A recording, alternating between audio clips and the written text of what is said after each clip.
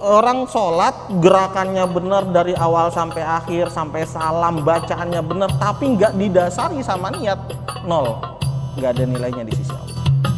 Karena yang Allahu Akbar, sholatnya 2 rakaat juga, tapi dia niat, saya niat ini sholat 2 rakaat, niat sholat tahiyatul masjid juga, niat sholat syukur wudhu juga, niat sholat qobliyah subuh juga. Misalnya Allahu Akbar, sholat 2 rakaat tapi dapat pahala yang banyak. Bisa kayak gitu? Bisa kalau dalam ibadah sunnah. Ada ibadah. Orang niat sholat, dia niat sholat berbarengan dengan sholat itu dilakukan. Orang niat wudhu berbarengan dengan wudhu itu dilakukan. Itu baru namanya niat. Saya nanti mau niat wudhu abis ini, itu bukan niat namanya, karena nggak dilakukan berbarengan.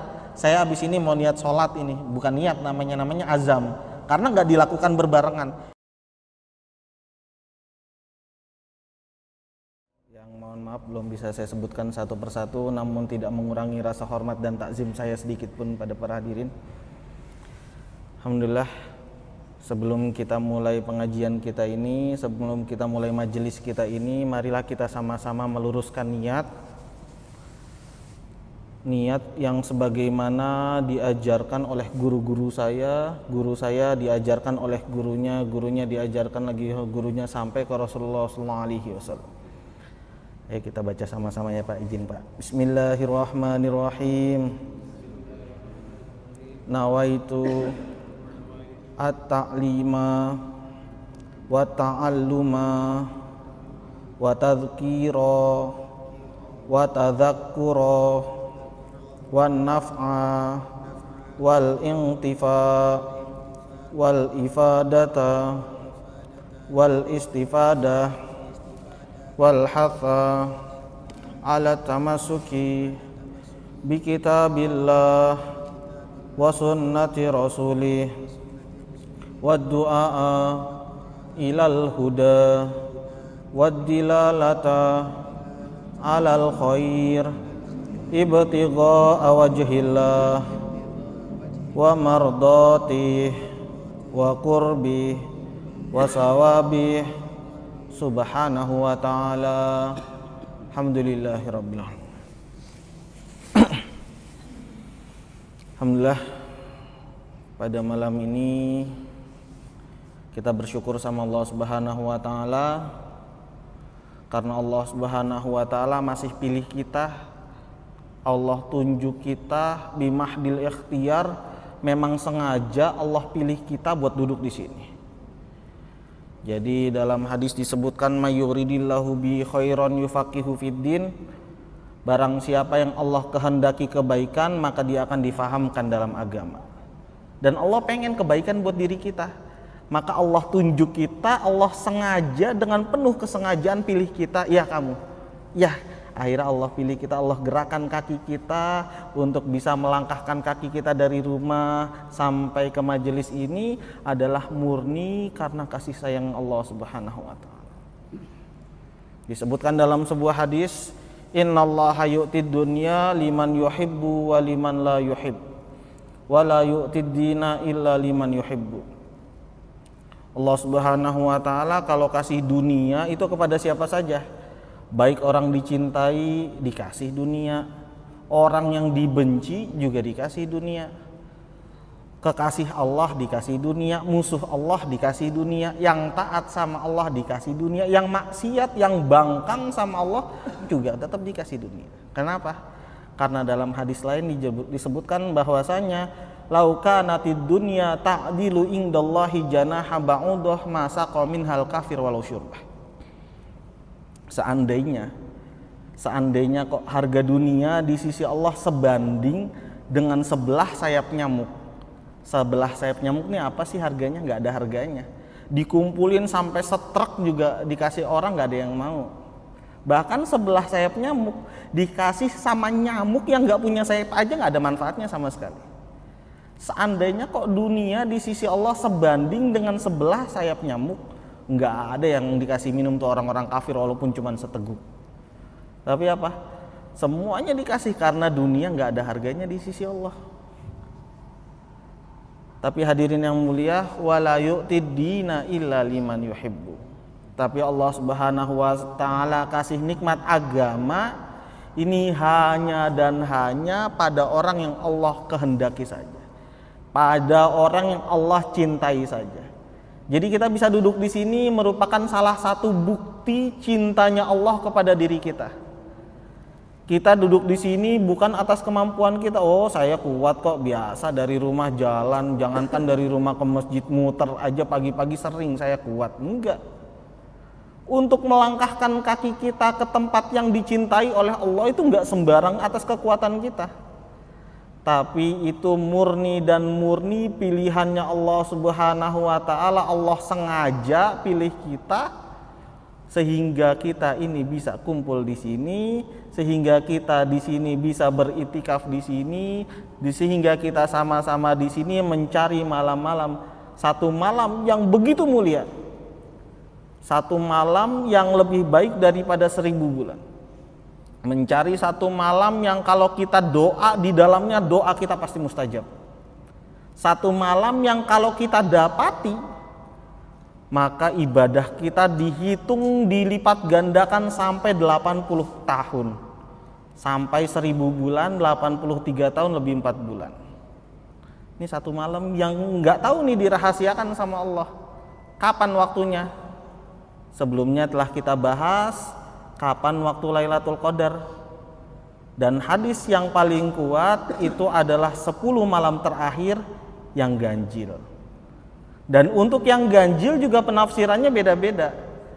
Ada yang menafsiri yang ganjil kalau 30 berarti ganjilnya 21, 23, 25, 27, 29. Tapi kalau seandainya ternyata Ramadannya cuma 29, ada penafsiran yang mengatakan ganjilnya itu berarti jadinya genap. 22, 24, 26, 28, 30. Jadi kita nggak usah pikir, ini mana nih malam ganjil apa malam genap, apalagi dengan kondisi saat ini. Ada yang puasanya duluan hari Sabtu, ada yang hari Ahad. Berarti yang ganjilnya yang mana? Kita nggak usah pikir yang ganjil atau yang genap. Karena ini bulan Ramadan. Apalagi ini sisa 3 hari terakhir, 4 hari terakhir, udah tinggal hari-hari akhir Ramadan. Maka dalam 3 hari terakhir ini kita maksimalkan. Coba kita renungi Ramadan dari awal sampai sekarang. Ini tanpa terasa, tahu-tahu udah mau habis. Dan nanti tambah hari tanpa terasa seperti Ramadan ini, tahu-tahu umur kita udah mau habis. Terus apa yang udah kita siapin untuk itu? Tanpa terasa, kemarin kayak baru pertama Ramadan. Baru pertama Ramadan nih, besok Jumatan lagi. Kayaknya baru kemarin Jumatan. Tanpa terasa, nanti tiba-tiba umurnya udah mau habis. Nggak kerasa. Kita mau nggak mau, siap nggak siap, ketika ajal datang, fa idza jaa ajaluhum la yastakhiruna sa'ata wa la yastaqdimun. Kalau ajal datang, udah nggak bisa dinego. Tar dulu, mundurin dulu semenit dulu deh. Ini urusannya belum selesai, nggak bisa. 1 jam dulu deh, urusan saya belum selesai, besok aja deh datangnya. Urusan saya belum selesai. Ketika waktunya ajal datang, nggak bisa maju walaupun sedetik, nggak bisa mundur walaupun sedetik. Dan itu nggak tahu kapan. Kalau kata guru saya, ajal kita amal di dunia itu nggak lama-lama, cuman sebentar kata guru saya. Amal di dunia nggak lama-lama, tapi kita amal di dunia ini hanya sebentar. Sampai kapan? Cuman sampai mati. Wah, sampai mati berarti lama dong kata siapa? Siapa yang jamin besok pagi masih hidup?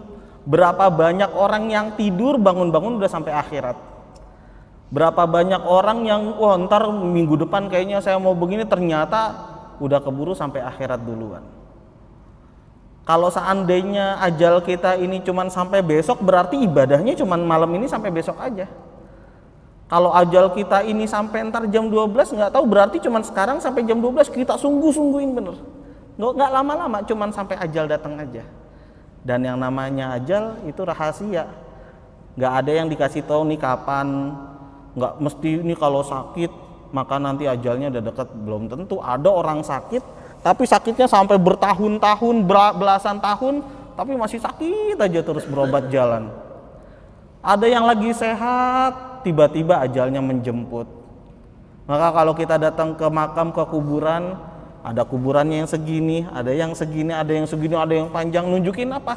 Ajal itu nggak mandang umur.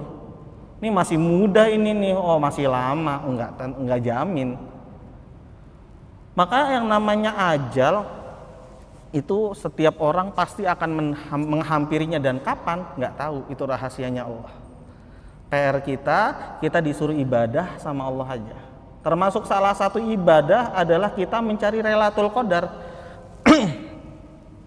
Maka Lailatul Qadar juga dirahasiakan sama Allah.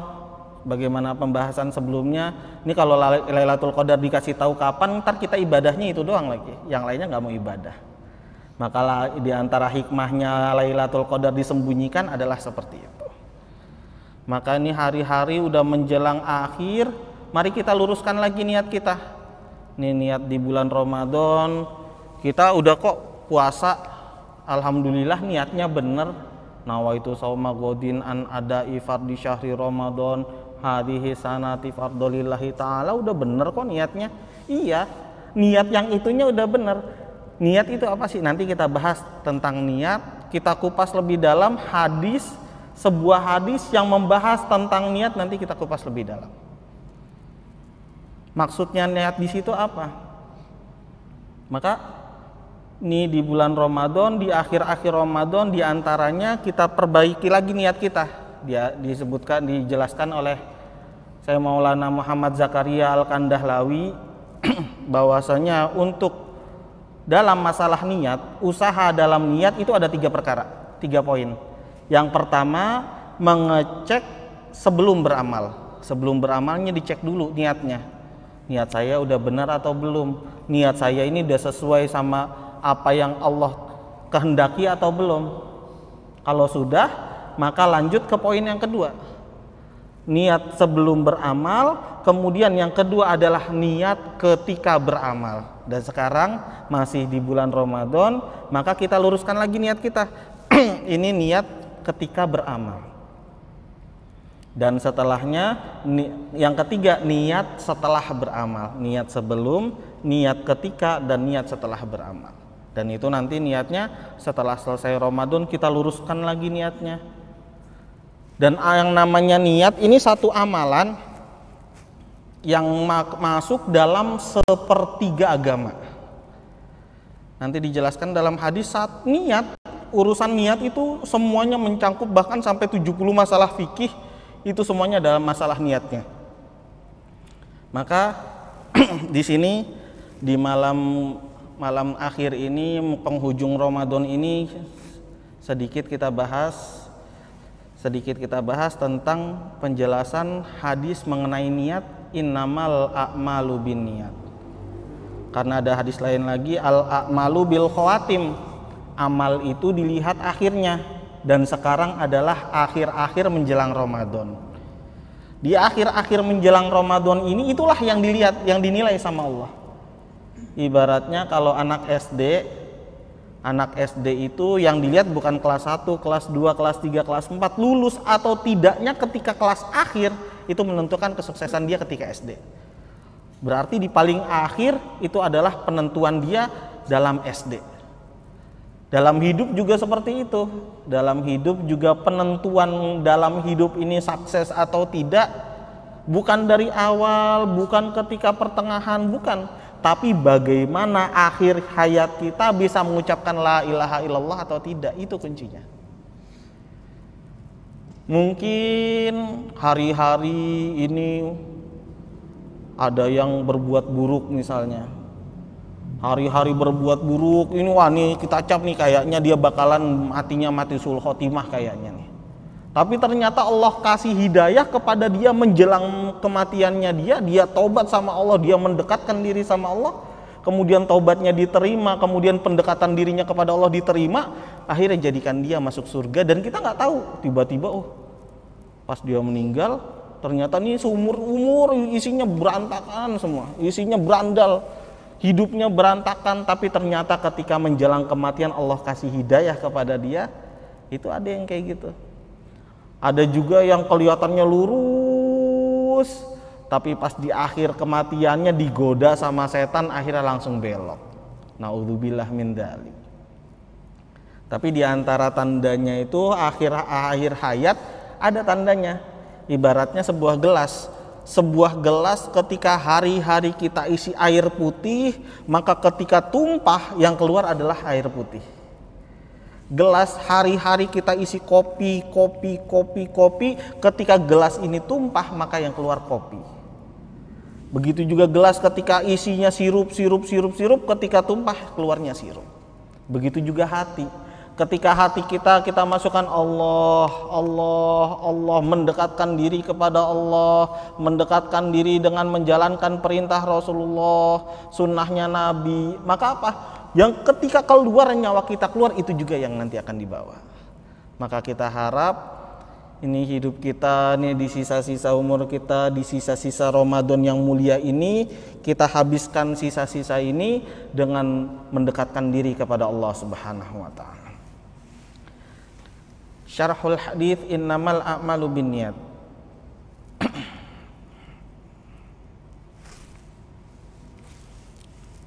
Haditsun finniyah, hadis tentang niatnya apa? Dari segala macam kitab hadis, hadis yang meriwayatkan tentang lafaz seperti ini hanya satu. Kalau dalam istilah hadisnya namanya ini hadis ahad. Hadis ahad itu hanya satu hadis ini aja. Jadi nggak ada lagi sahabat lain yang meriwayatkan hadis seperti hadis ini, nggak ada.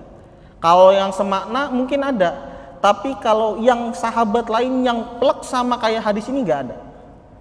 Maka hadis yang bunyinya seperti ini hanya dari satu orang sahabat saja, yaitu diriwayatkan dari Sayyidina Umar bin Khattab radhiyallahu taala anhu. Bunyinya gimana? Innamal a'malu binniyat wa innamal likulli imri'in ma nawa.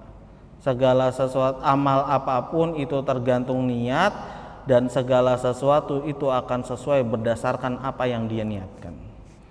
Faman kana hijratuhu ilallah wa rasulih fa hijratuhu ilallah wa rasulih. Kalau hijrahnya ini karena Allah, karena Rasul, maka hijrahnya itu dapat Allah dan Rasul. Wa man kana hijratuhu lidunya yusibuha wa imra'atun yunkihuha fa hijratuhu ila ma hajar ilaih. Tapi kalau hijrahnya ini karena perempuan yang mau dia nikahi, maka dia hijrah, atau dia hijrahnya ini karena dunia supaya dia dapat kerjaan, maka yang dia dapat yaitu hadza haditsu ahad hadits allati yaduruddin 'alaiha. Hadis ini merupakan hadis yang menjadi dasar dari agama. Al-Imam Asy-Syafi'i radhiyallahu taala anhu berkata bahwasanya hadis ini adalah sepertiga dari ilmu. Innamal a'malu binniyat, sepertiga dari ilmu. Dan yang membahas tentang niat dalam pembahasan fikih ini sampai 70 bab yang membahas tentang niat dalam bab fikih. Maka saking banyaknya perkara tentang niat, maka dalam masalah niat ini kita mesti fokuskan lagi.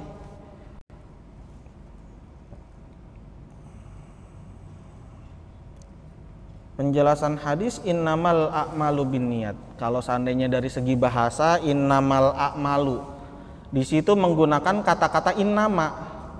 Kata innama kalau dalam segi balaghah itu menunjukkan kata hasr, meringkas, hanya. Berarti tidak ada yang lain kecuali hanya itu. Innamal a'malu, amal itu dihitung binniyati, hanya berdasarkan niat. Sahnya amal itu tergantung niatnya. Kalau seandainya amalnya benar tapi nggak pakai niat, maka nggak dihitung, karena sahnya amal itu tergantung berdasarkan niat. Qala al-Hafidz al-Iraqi al-murad bil a'mal hadzal amal jawarih kulliha hatta tadkhulu dzalikal aqwal fi dzalikal aqwal fa innaha amalul lisan wa huwa minal jawarih. Maka innamal a'malu binniyat adalah berdasarkan amalan apapun itu.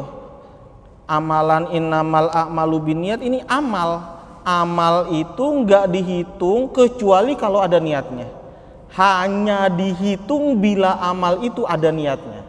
Jadi saya amal, misalnya contohnya saya sholat, kamu sholat niat apa enggak? Enggak. Usolli fardhu sholati subhi misalnya. Kalau orang sholat gerakannya benar dari awal sampai akhir, sampai salam bacaannya benar, tapi enggak didasari sama niat, nol, enggak ada nilainya di sisi Allah. Karena yang dinilai sama Allah bukan gerakannya, bukan bacaannya, tapi yang dinilai hati. Yang dinilai adalah niat. Kita puasa dari awal imsak sampai maghrib, puasa. Tapi yang dihitung bukan ketika kita menahannya, bukan ketika kita menahan dari makan, dari minum, bukan. Tapi dari segi niatnya itu yang dihitung. Ketika kita puasa tapi malamnya nggak pakai niat, maka kalau dalam puasa wajib itu niatnya mesti niat. Kalau nggak niat maka puasanya nggak sah. Maka niat dalam puasa juga itu dipentingkan. Innamal a'malu binniyat, maknanya gimana kalau dalam puasa? Orang puasa tapi nggak pakai niat, nggak pakai nawaitu shoma godin pas malam itu, udah puasanya besoknya nggak dihitung. Walaupun puasanya dari subuh, dari imsak sampai maghrib bener nggak batal puasanya, tapi dia nggak didasarin sama niat, nilainya kosong. Dan ibadah apapun itu semuanya dihitung berdasarkan niat. Contohnya ibaratnya ini, niat itu seperti angka 1. Orang niat maka dapat nilainya 1. Ketika dia sholat maka ibadah itu hitungannya seperti angka 0. Kalau gampangan ibaratnya begini, dia sholat 0, dia sodakoh 0, dia puasa 0 lagi tambahannya, dia zakat 0 lagi, dia haji 0 lagi, dia baca Quran 0 lagi, dia macam-macam ibadah yang dilakukan itu dapatnya 0.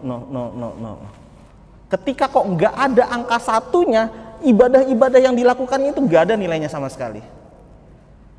Dia sholat 0, dia haji 0, dia zakat 0, dia baca Quran 0, dia zikir 0.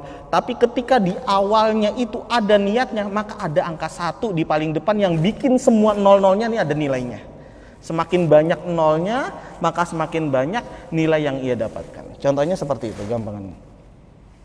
Saya udah benar kok, ibadah yang saya lakuin udah benar, iya. Tapi kamu niat apa enggak? Ketika niat, maka dapat angka 1 di paling depan. Ketika ada angka 1 di paling depan, mau berapa banyaknya 0, semuanya ada nilainya. Karena ada angka 1. Berapa banyak ibadah yang dilakukan tapi nggak ada diawali sama niat, maka semuanya 0 tanpa ada nilainya di sisi Allah.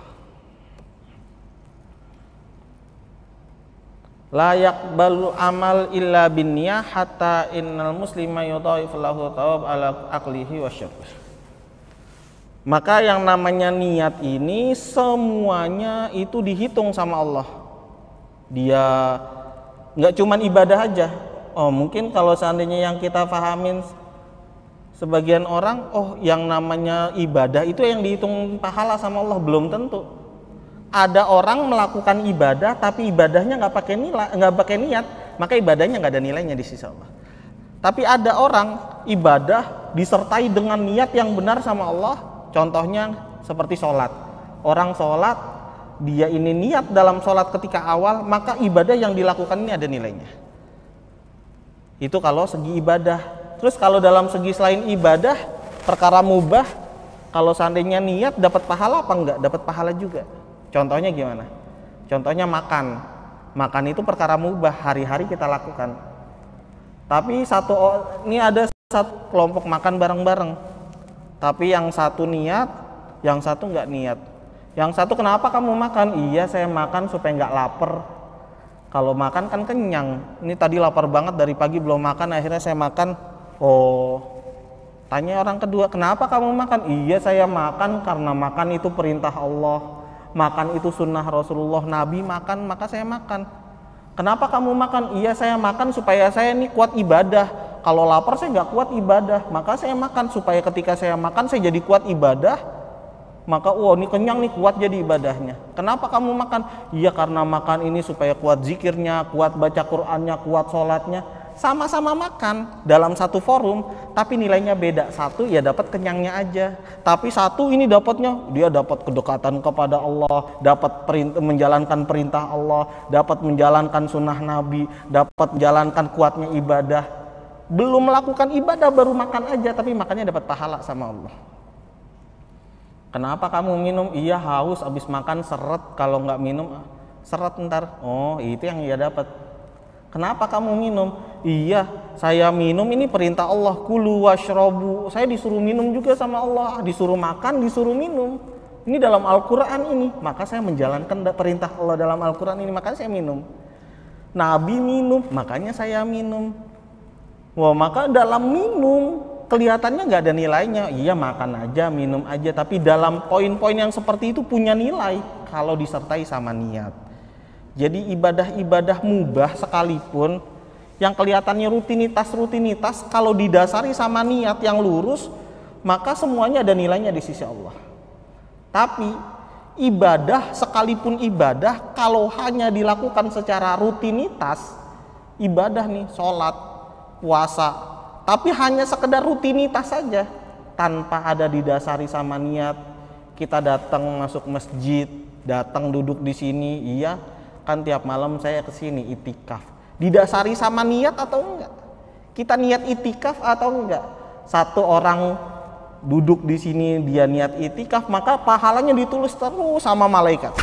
Tapi satu orang udah duduk aja, kamu niat itikaf enggak? Oh iya lupa. Maka beda nilainya di sisi Allah. Ini kan rutinitas, kan hari-hari juga saya sering ke masjid. Hari-hari kan saya, rajin saya ke masjid. Kamu setiap duduk di masjid, duduknya itikaf, niat apa enggak? Duduk dengan niat itikaf, walaupun enggak amal, itu dihitung pahala sama Allah. Masuk masjid, nawaitul itikafa sunnatalillahi ta'ala, kemudian duduk aja diem. Habis itu enggak ngapa-ngapain, enggak baca Al-Quran, enggak sholat sunnah, enggak zikir, enggak doa, tapi duduk aja, itu malaikat tuh nyatetnya pahala, wah sibuk gitu.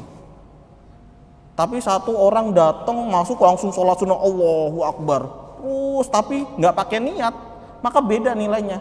Ini udah capek-capekan sholat, tapi enggak pakai niat. Yang satu cuman duduk aja tapi pakai niat, ini nilainya beda sama Allah.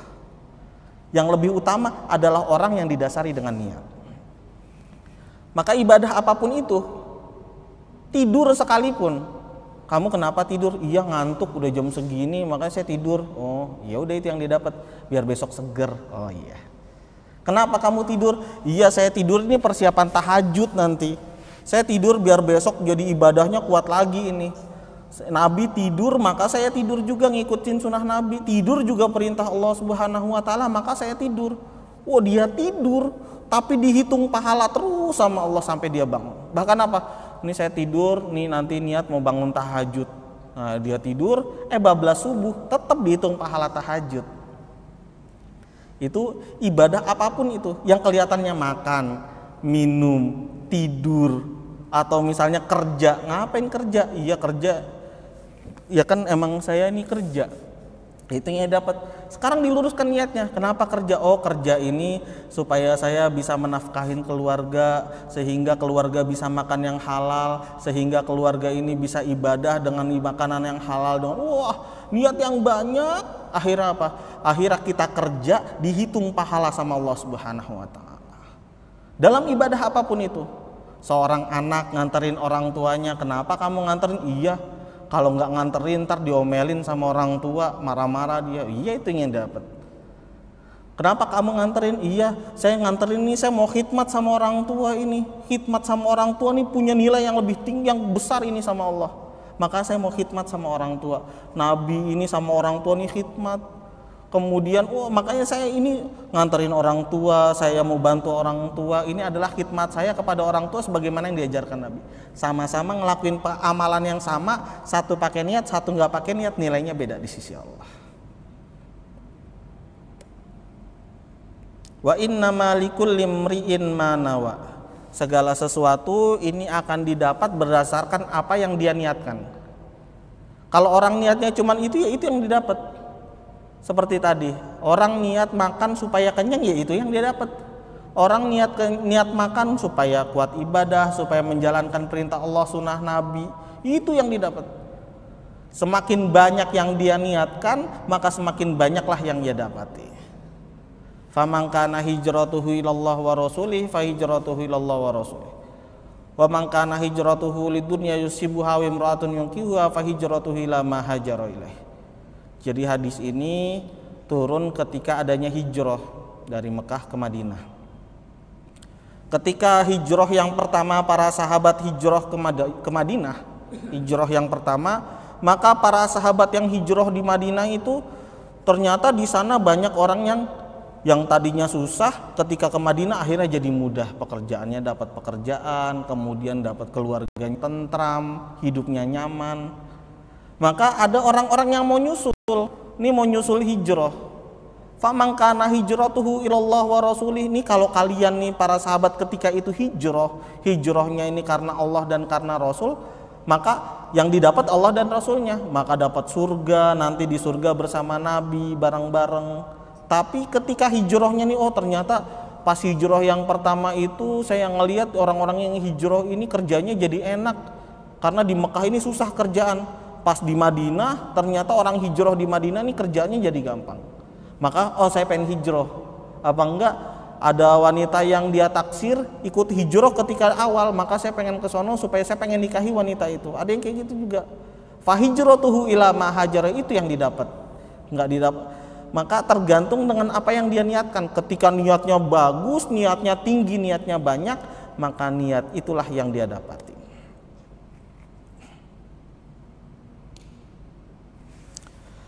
Maka penjelasan kesimpulan dari hadis ini, inna sihatal amal bisihatin niat. Sahnya amal itu tergantung dengan sahnya niat.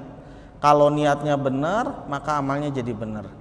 Amalnya benar tapi niatnya salah, nggak dihitung, salah, dihitung 0 nilainya. Tapi amalnya benar, niatnya benar, baru dihitung benar. Amalnya benar, niatnya salah, maka nggak dihitung sah sama Allah.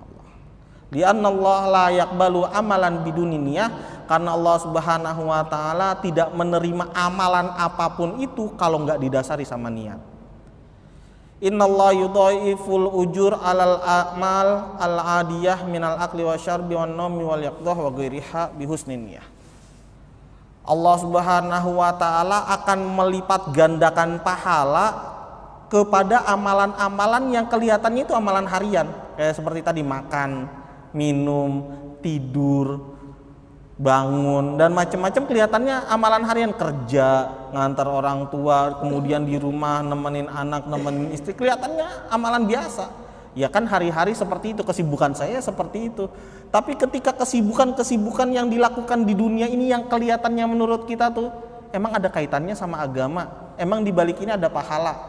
Ketika kita niatkan itu sama niat yang bagus, maka kesibukan kita juga dapat, tapi pahalanya dinilai sama Allah juga banyak.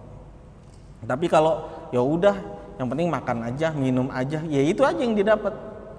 Allah Subhanahu wa taala akan melipat gandakan pahala walaupun amalan itu amalan kebiasaan, tapi kalau didasari sama niat maka dapat pahalanya banyak. Innal a'mal minal ibadah wal adatu mayyizu an ba'diha binniyat. Maka di antara fungsinya niat itu yang pertama membedakan antara satu ibadah dengan ibadah yang lain. Niat membedakan antara sholat zuhur dengan sholat asar. Orang misalnya sholat jamaah takdim, lagi perjalanan mudik kayak begini, lagi mudik, kemudian di jalan mau gabungin antara sholat zuhur sama sholat asarnya.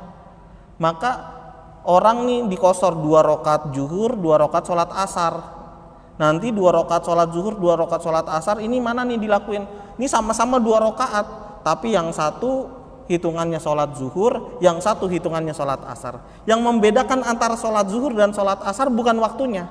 Kalau ketika musafir jadiin satu, maka yang membedakan adalah dalam niatnya aja. Maka niat membedakan antara ibadah satu, ibadah wajib satu dengan ibadah wajib yang lainnya. Dengan sholat zuhur, dengan sholat asar. Ini fungsi niat yang pertama. Fungsi niat yang kedua membedakan antara ibadah wajib dengan ibadah sunnah. Contohnya orang sholat, datang sholat subuh, langsung orang sholat 2 rakaat Allahu Akbar. Oh ini sholat apa nih? Sholat sunnah. Ini sholat apa nih? Oh dia udah sholat subuh. Sama-sama 2 rakaat, tapi yang satu niatnya sholat subuh, yang satu niatnya sholat qobliyah misalnya seperti itu. Maka niat ini membedakan antara mana ibadah sunnah, mana ibadah wajib. Ajibnya dalam Ramadan, dalam hadis disebutkan barang siapa yang mengamalkan ibadah sunnah di bulan Ramadan, maka dilipat gandakan oleh Allah Subhanahu wa taala, pahalanya naik sampai derajat ibadah wajib di luar bulan Ramadan. Misalnya orang sholat sunnah, orang sholat sunnah itu pengen dihitung ibadah menandingi sholat wajib, maka saya sholat sunnah 27 kali deh, Allahu Akbar, Allahu Akbar. Supaya apa? Supaya setara sama sholat wajib yang katanya 27 derajat. Mau ngulangin sampai 100 kali, 1000 kali sholat sunnah pun nggak akan menandingi pahala 2 rakaatnya sholat subuh. Itu kalau di luar Ramadan. Ajibnya dalam bulan Ramadan Allah kasih keistimewaan, orang sholat sunnah pahalanya dapat pahala sholat wajib. Maka ibadah sunnah dalam bulan Ramadan ini ditingkatkan. Sisa-sisa Ramadan Masya Allah ini lebih ditingkatkan lagi ibadah-ibadah sunnah. Dan kalau orang amal ibadah wajib di bulan Ramadan, maka seperti melakukan ibadah wajib 70 kali di luar bulan Ramadan. Ibadah wajib sekali di bulan Ramadan, di luar bulan Ramadan dilipat gandakan sampai 70 kali. Maka niat itu membedakan antara mana ibadah wajib dengan ibadah sunnah. Kemudian niat itu membedakan antara mana ibadah sunnah satu dengan ibadah sunnah yang lainnya. Orang datang masuk masjid, Allahu Akbar, sholat 2 rakaat. Ini sholat apa nih? Oh sholat tahiyatul masjid. Ada orang kedua, Allahu Akbar, ini sholat apa nih? Oh ini orang sholat syukur wudu. Ada orang ketiga, Allahu Akbar, oh ini qobliyah isya misalnya. 3 orang sholat sama-sama 2 rakaat, tapi satu niatnya sholat tahiyatul masjid, satu niatnya sholat syukur wudu, satu niatnya sholat qobliyah. Yang membedakan antara 3 ibadah itu adalah niat. Maka niat itu membedakan antara sunnah satu dengan sunnah yang lainnya. Niat juga membedakan antara mana ibadah dan mana kebiasaan. Contohnya orang mandi, sama-sama mandi, tapi satu mandinya pakai niat menghilangkan hadas besar misalnya, maka dapat pahalanya itu. Niat sunnah Jumat, besok Jumatan maka saya mandi, maka dapat pahalanya sunnah Jumat.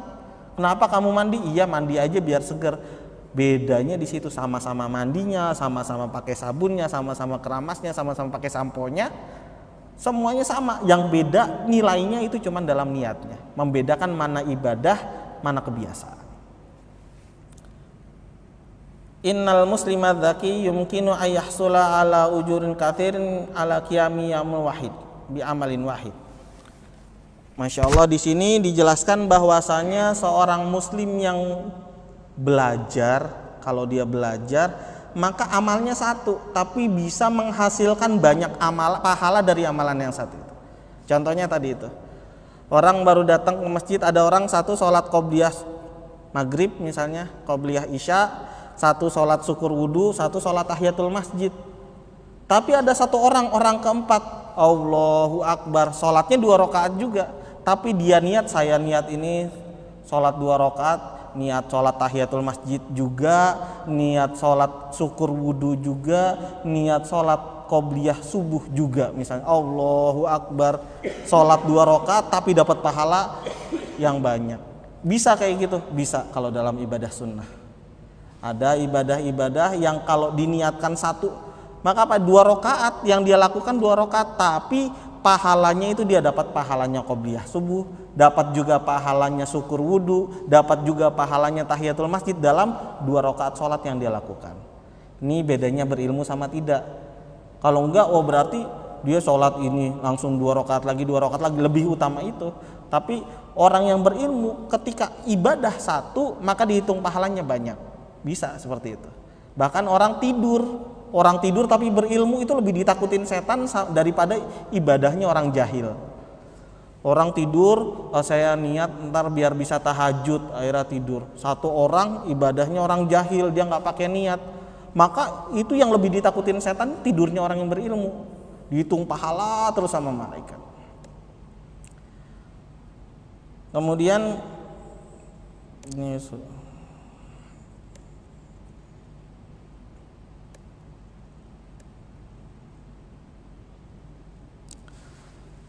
dalam pembahasan terkait niat itu ada 7 pembahasan. Jadi dalam masalah fikih khususnya ketika membahas tentang niat ada 7 pembahasan. Hakikatun, hukmun, mahallun wa zaman, kaifiyatun, syartun wa maksudun hasan. Ada 7 pembahasan yang terkait masalah niat. Yang pertama hakikat. Apa sih maksudnya niat itu apa? Maksudnya niat secara bahasa, kalau secara bahasa niat itu sengaja, menyengaja berbuat sesuatu itu niat. Kalau secara istilah niat adalah menyengaja melakukan sesuatu yang berbarengan dengan sesuatu itu dilakukan. Contohnya orang niat sholat, dia niat sholat berbarengan dengan sholat itu dilakukan. Orang niat wudu berbarengan dengan wudu itu dilakukan. Itu baru namanya niat. Saya nanti mau niat wudu abis ini, itu bukan niat namanya, karena nggak dilakukan berbarengan. Saya abis ini mau niat sholat ini, bukan niat namanya azam, karena nggak dilakukan berbarengan. Yang namanya berbarengan itu sekarang saya niat langsung berbarengan. Jadi kalau siapa yang niat haji, saya niat haji, itu bukan niat, namanya azam. Walaupun seperti itu juga dihitung sama Allah, sama malaikat. Saya niat nanti habis ini mau silaturahmi, belum dihitung niat, itu namanya azam. Kalau niat itu berbarengan sama amalan sholat, awalnya niat, itu hakikatnya. Hukumnya niat ini tergantung sama amalannya. Ketika amalannya itu amalan wajib, maka hukum niat juga wajib. Ketika amalannya itu amalan sunnah, maka hukum niat juga sunnah. Ketika amalan itu mubah, maka hukum niat juga mubah. Maka tergantung amalannya itu amalannya wajib apa sunnah atau yang lain. Ketika wajib maka hukum niatnya wajib, kalau yang lainnya maka yang lain. Wa mahalluha, kemudian yang ketiga adalah tempat. Tempatnya niat adalah di hati. Jadi tempatnya niat itu bukan di ucapan. Saya niat wudu, nawaitul wudu'a li raf'il hadasil asghar fardholillahi ta'ala, misalnya kayak gitu. Tapi di mulut aja, di hati enggak. Maka bukan dihitung niat. Yang dihitung niat adalah yang terbesit di hati. Usolli fardhu salatil isya'i arba Allahu akbar. Cuman di mulut aja tapi di hati enggak dihitung. Yang dihitung adalah yang terbesit di hati, karena mahalluha, tempatnya niat adalah di hati. Tapi disunahkan ketika untuk membantu supaya mencocoki hati, disunahkan dengan mengucapkan. Makanya ini orang kok sholat ngucapin niat, biar apa, kan tempatnya niat di hati. Iya betul. Tapi supaya memudahkan mencocoki niat dalam hati, maka diucapkan, itu sunnah juga. Wa zamanuha, waktunya itu awalul wajibat adalah di awal ibadah. Ketika sholat awalnya ibadah adalah ketika takbiratul ihram. Makanya Allahu Akbar ketika ngangkat tangan itu baru niat. Dan kalau niat sholat wajib, yang wajib itu hanya 3. Yang pertama qasdun niat, usolli itu 1 yang wajib. Kemudian yang kedua menyebutkan fardiyahnya, usolli fardo, itu yang kedua. Kemudian yang ketiga ta'yinus sholah, menentukan sholatnya itu sholat apa. Misalnya sholat subuh, usolli fardo subhi, maka yang niat wajib dalam itu 3 itu aja. Kalau makmum, kalau berjamaah dan jadi makmum, maka ditambah makmuman juga. Maka yang niat, yang wajib itu ini, usollinya, kemudian fardonya, kemudian sholatnya itu sholat apa. Sholli fardo subhi makmuman lillahi ta'ala, usolli fardo juhri makmuman lillahi ta'ala. Orang kalau niat kayak gitu sah apa enggak sah? Karena niat yang wajib dalam lafadz niat itu, serentetan niat kalau dibahas nanti lebih dalam, yang wajib itu cuma 3 itu.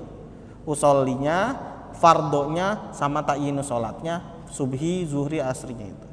Kalau yang lainnya hukumnya sunnah, makmuman wajib.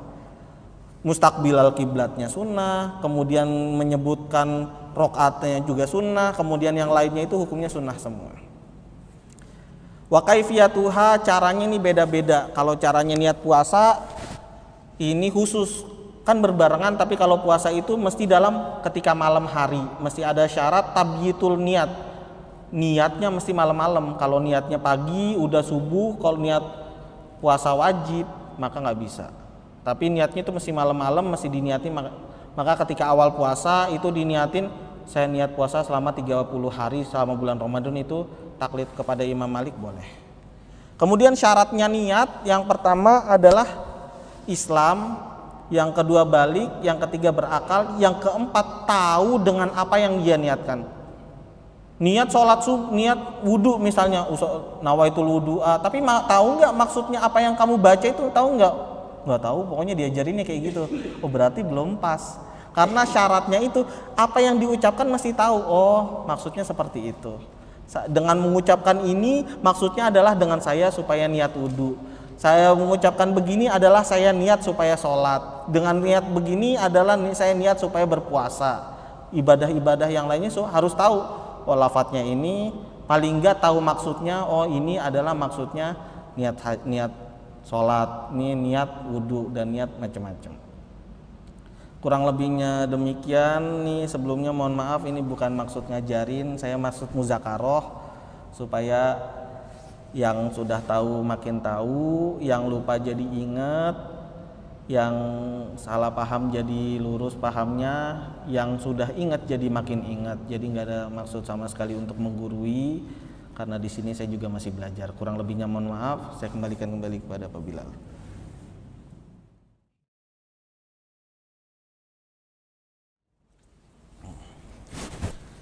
Kalau di sini dijelaskan itu terutama dalam pembahasan fikih.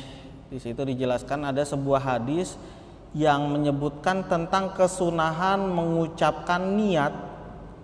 Jadi niatnya dilafatkan supaya apa? Liusa idul al-qalba, supaya membantu mencocoki antara apa yang dia niatkan dengan yang apa yang di hati. Tapi kalau seandainya cukup di hati aja boleh apa enggak? Boleh. Tapi dia enggak dapat kesunahan mengucapkan niat. Tapi ketika dia mengucapkan niat juga dan dalam hatinya juga itu yang terpenting, maka dapat poin 2. Tapi ketika dia cuman di hati aja tanpa mengucapkan, walaupun mengucapkannya itu sama, tapi dia tidak dapat kesunahan dalam mengucapkan lafadz niat tersebut. Karena hukumnya mengucapkan lafadz niat adalah sunnah, supaya diantara hikmahnya supaya bantu cocoki antara lisan sama hati. Tapi kalau seandainya enggak juga enggak apa-apa, cuman sayangnya dia enggak dapat pahala kesunahan yang itu. Kurang lebihnya seperti itu. Jadi terkait ini sholat berjamaah tapi mungkin ketika di awal lupa niat misalnya. Nah itu terus gimana sholatnya? Jadi yang namanya niat dalam sholat khususnya ataupun umumnya niat dalam ibadah-ibadah lain itu nggak mesti secara letterlek usolli fardhu sholati subhi rakaat ini kayak gitu, nggak mesti kayak gitu. Dalam hati kita ada terbesit saya niat sholat subuh aja udah cukup. Jadi misalnya kita datang lari-lari misalnya datang Allahu Akbar, hatinya udah terbesit nih. Jadi nggak kayak kalau biasanya tuh orang sholat taraweh, biasanya orang sholat taraweh habis itu berdiri 2 rakaat langsung 2 rakaat Allahu Akbar, udah sholat begitu aja. Karena udah nih rokat yang keberapa, rokat ke-12, ke-14, ke-16, takbir ya sekedar takbir aja tanpa ada niat-niat, biasanya kayak gitu. Cuman kalau seandainya orang dari awal berangkat ke masjid, dari rumah bahkan udah niat nih sholat, saya ke masjid kan mau sholat. Jadi ketika datang ke masjid, datang Allahu Akbar, niatnya nggak saya sebutin, tapi di hati udah ada niat belum? Saya datang ke masjid kan buat sholat. Maka kalau kata guru saya, untuk masalah niat itu nggak perlu dilafatkan yang secara harus begini, tapi ditanya sama hati, karena amalan niat itu amalan hati yang nggak tahu benar apa enggaknya. Oh enggak nih salah nih, ini benar nih, nggak bisa dikoreksi sama orang lain. Yang tahu apa enggak kita dengan Allah. Maka apa? Dengan saya datang habis itu Allahu Akbar, oh iya tadi kan nggak pakai niat usoli-usolinya itu, iya, tapi dalam hati saya kan mau ke masjid, saya mau niat sholat, maka nggak apa-apa, dapat sah. Tapi kalau seandainya benar kayak tadi tuh biasanya orang sholat taraweh Allahu Akbar, tiba-tiba udah berdiri tinggal takbir aja, tinggal gerak aja. Biasanya kayak gitu tuh kebanyakan, dan saya juga kadang-kadang seperti itu, makanya masih belajar. Allahu Akbar, ini orang ini sholat taraweh tapi cuma takbir aja, banyak saya ngeliat kayak gitu. Ini orang pada niat apa enggak? Dah, yang kayak gitu tuh yang jadi masalah. Kan udah mungkin di awal iya dia niat rokat 2, 4, 6 ketika awal-awal mungkin dia niat, tapi pas kebelasan, pas mau ke akhir niatnya masih dijaga apa enggak. Nah itu yang jadi masalah. Tapi kalau seandainya berangkat dari rumah ke masjid buat sholat berjamaah, itu dari rumah tuh udah kencang niatnya tuh, jalan kaki ke masjid biar apa? Iya niat mau sholat. Tapi jangan sekali-kali kita niatkan rutinitas. Jadi niat itu nggak mesti usolli fardu sholati subuh, sehingga kalau yang wajib itu cuma 3. Saya niat sholat subuh aja udah sah. Saya niat sholat subuh itu pun dalam hati sah, nggak perlu dilafatkan, tapi disunahkan dilafatkan dan disunahkan lagi dilengkapi usolli yang lengkap yang seperti biasa. Jadi nggak perlu ya lafat yang itu kepanjangan terus juga saya lupa apa segala macam. Tapi kalau emang benar-benar nggak ada niat juga dan kita dari kosong juga dalam hati juga nggak ada, baru inget tengah-tengah, aduh tadi kan di awal nggak ada niat, walaupun terbesit di hati juga nggak keingetan karena sibuk dari kerjaan, misalnya di kantor udah tinggal Allahu Akbar aja, tapi hatinya nggak ada keingetan. Pokoknya jalan nih sambil istirahat nih, udah istirahat di musola misalnya kayak gitu, oh berarti hatinya belum ada niat. Maka ketika kayak gitu nggak bisa dihitung, entah itu misal oh saya nggak enak kalau seandainya saya batalin di tengah-tengah takutnya sama yang lain gimana, itu harusnya dibatalin di tengah, kemudian langsung ulang sholatnya Allahu Akbar, misalnya sholat masih berjamaah langsung sholat berjamaah lagi, karena niat itu ketika di tengah nggak bisa, niat itu ketika harus di awal. Maka pas lagi udah tengah-tengah sholat, aduh tadi kan saya nggak niat, benar-benar nggak niat ini, ulang takbirnya, imam lagi takbir Allahu Akbar baru takbir lagi, itu yang dihitung. Tapi kalau seandainya kalau takbir lagi nih dihitungnya orang kenapa sih, saya nggak kenapa-kenapa kok, mungkin mau jaga hati misalnya, akhirnya dia ulang lagi sholatnya dengan sholat sendiri yang penuh dengan niat, boleh juga, cuman yang lebih baik lagi seperti itu kurang lebih. Iya.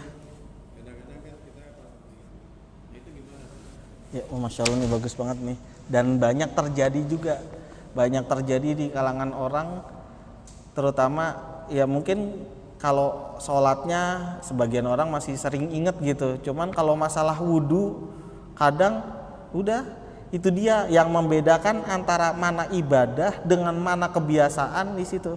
Berarti hitungannya wudhunya itu baru tahap kebiasaan, belum tahap ibadah.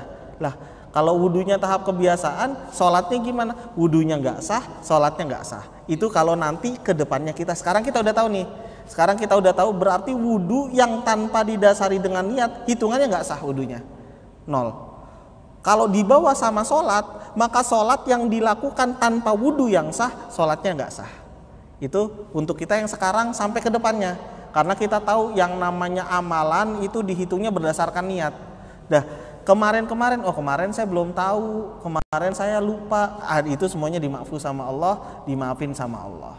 Kemarin saya belum tahu, termasuk keutamaannya umat akhir zaman, ini dimaafin dosanya kalau dosanya dia belum tahu atau karena lupa. Maka kalau yang kemarin-kemarin itu misalnya orang sholat, tapi sholatnya wudhunya nggak pakai niat misalnya, ataupun niat ya pakai bismillah aja, nggak sesuai sama niat yang dalam hati terbesit seperti itu, maka wudhunya nggak sah, sholatnya nggak sah. Tapi karena belum tahu, dimaafin semua sama Allah, dimaafin semua sama Allah. Tapi sekarang kita udah tahu nih, kita kasih tahu sama orang lain, oh harusnya kayak gini. Paling nggak buat diri kita, ketika saya ternyata tadi wudhunya nggak sah nih. Karena kenapa nggak sah? Karena saya nggak niat. Ketika wudhunya nggak niat, maka sholatnya berarti diulang semua. Karena kita sekarang udah tahu, maka yang dilakuin nanti ke depannya kayak gitu kok terjadi seperti ini, maka kita perbaikin lagi. Tapi yang sebelumnya itu dimaafin sama Allah semuanya. Kurang lebihnya seperti itu.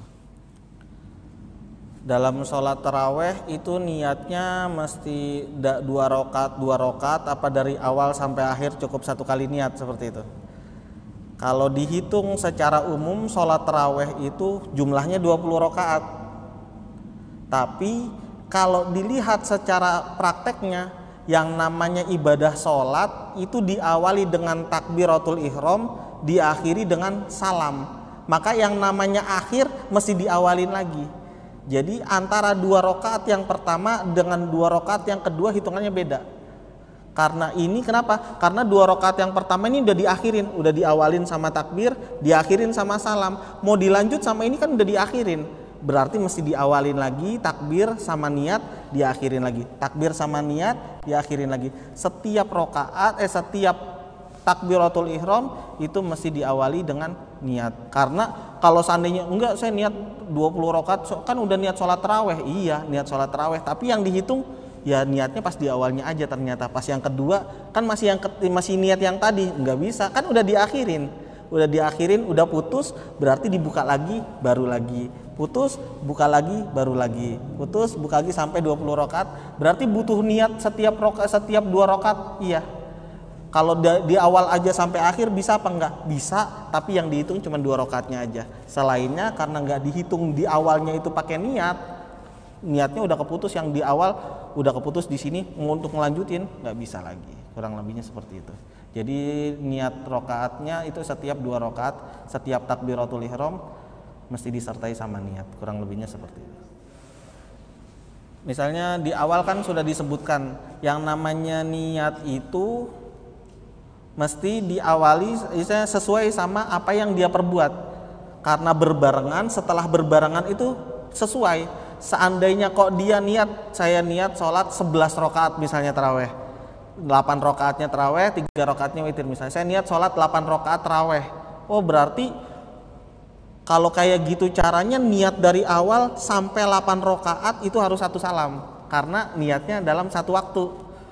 Kecuali kalau seandainya nggak bisa menggabungkan antara 2 rakaat satu, 2 rakaat yang satunya, 2 rakaat yang satunya dikumpulkan jadi satu, nggak bisa. Karena hitungannya itu dalam setiap amal itu yang dihitung. Jadi nggak bisa dirapel kumpulin jadi satu, apa nggak dikumpulin jadi paling belakang, nggak bisa kalau dalam masalah niat. Dalam masalah niat, setiap mau melakukan amalan itu yang mesti diniatkan. Di sini kita amalannya niatnya banyak, di sini niatnya cuma dikit, di sini niatnya cuma dikit, itu beda pahalanya. Jadi nggak bisa dijadikan satu. Kalau yang saya pelajarin kurang lebihnya seperti itu. Jadi nggak bisa mesti dalam setiap rakaat, setiap takbir, setiap mengawali sholat itu mesti diawali dengan niat. Iktikaf udah benar, tapi mengagungkannya itu loh yang kurang. Sehingga apa? Sehingga untuk niat aja loh kurang. Kenapa niat kurang? Niatnya nggak disebutin, atau niatnya lupa, atau niatnya cuma sekedar rutinitas. Di antaranya seperti itu. Di antaranya juga ini kita lupa bahwasanya kita ini punya musuh. Kita punya musuh, yang musuh kita nggak pernah lengah selengah kita. Yang musuh kita selalu waspada, tapi waspadanya ngegoda kita. Yang kita sering kegoda, itu yang kita poin yang terutamanya juga itu. Kita ngerasa kayak kita nggak punya musuh, kita nggak punya godaan, kita nggak punya ada yang iniin. Akhirnya udah amalan aman aja, amalan itu aja. Karena ini juga termasuk salah satu dari caranya setan buat ngejerumusin kita. Akhirnya ketika kita kok nggak ngerasa kita punya musuh, selesai. Amalan kita hangus semuanya, dihanguskan sama setan. Ketika kita ngerasa bahwasanya kita punya musuh, yang musuh kita bakalan selalu ngegoda, pas mau wudu, wah ini ada setan nih pasti datang nih mau ngelupain saya nih. Wah, kenapa kok lupa? Oh karena kita nggak ngerasa punya musuh, akhirnya setan datang mulus aja gitu ngegoda kita. Di antaranya juga kita mesti banyak-banyak baca, kalau amalannya itu banyak baca surat An-Nas, Qul a'udzu birabbin nas, malikin nas, ilahin nas, min syarri waswasil khannas, alladzi yuwaswisu fi sudurin nas, minal jinnati wan nas. Itu diantara cara supaya nggak was-was, supaya juga nggak suka tertipu sama godaannya setan, supaya juga ketika itu niat itu sering diingatkan sama Allah. Kurang lebihnya seperti itu. Allahumma salli wa sallim barik ala sayyidina Muhammad wa ala ali sayyidina Muhammad kama sallaita wa sallamta wa barakta ala sayyidina Ibrahim wa ala ali sayyidina Ibrahim fil alamin innaka Hamidum Majid. Allahumma bi barakati masyayikhina, bi barakati masyayikhina, bi barakati nabiyina Muhammadin sallallahu alaihi wasallam, barik lana ya Allah, ighfir lana ya Allah, unsur lana ya Allah, farij humumana ya Allah, yassir umurana ya Allah, iqdi duyunana ya Allah, unsur lana ya Allah, ustur auratina ya Allah, amin rawatina ya Allah, iqdi hawaijana ya Allah, barik lana ya Allah, kama barakta masyayikhina, kama barakta masyayikhina, kama barakta nabiyina Muhammadin sallallahu alaihi wasallam. Allahumma innaka qulta wa qaulukal haq, ud'uni astajib lakum, faqad da'unaka fastajib du'a مولانا ربنا آتنا في الدنيا حسنة في الآخرة حسنة وقنا عذاب النار صلى الله على سيدنا محمد وعلى آله وصحبه وبارك وسلم والحمد لله رب العالمين.